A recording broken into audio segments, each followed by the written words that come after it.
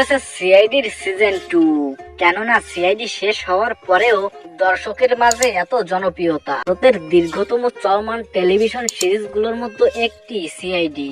সময়ের সাথে সাথে এই শোটি দর্শকের কাছে দুর্দান্ত খ্যাতি অর্জন করে। তো চলুন দেখে নেওয়া যাক সিআইডির এই অভিনেতা অভিনেত্রীরা প্রতি এপিসোডের জন্য কত টাকা পারিশ্রমিক চার্জ করেন। প্রথমে আসি নরেন্দ্র গুপ্তা।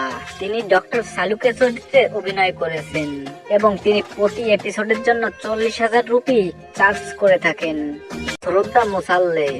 শ্রদ্ধা মোসাল্লেকে আমরা ডক্টর তারিকার চরিত্রে দেখতে পাই।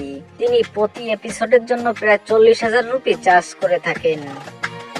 আমসা সাইদি, সাব ইন্সপেক্টর পূরবীর চরিত্রে দেখতে পাই আমরা আমসা সাইদিকে।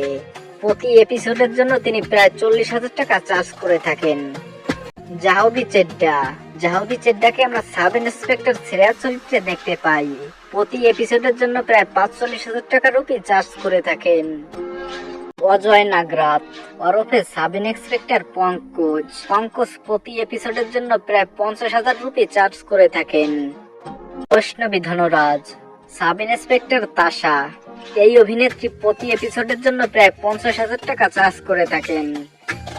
ফাডনেশ, সাব ইন্সপেক্টর ফ্রেডি প্রতি এপিসোডের জন্য প্রায় 70,000 রুপি চার্জ করে থাকেন। আদিত্য শ্রীবাস্তব, সিনিয়র ইন্সপেক্টর অভিজিতের চরিত্রে অভিনয় করতে দেখা যায় আদিত্য শ্রীবাস্তবকে। তিনি প্রতি এপিসোডের জন্য প্রায় 80,000 রুপি চার্জ করে থাকেন। দয়ানন্দ শেট্টি, যাকে আমরা সিনিয়র ইন্সপেক্টর দয়া নামেও চিনে থাকি। দয়া প্রতি এপিসোডের জন্য প্রায় 85,000 রুপি চার্জ করে থাকেন। শিবাজি শ্যাটাম, যাকে আমরা এসিপি পদ্মমানের চরিত্রে দেখতে পাই।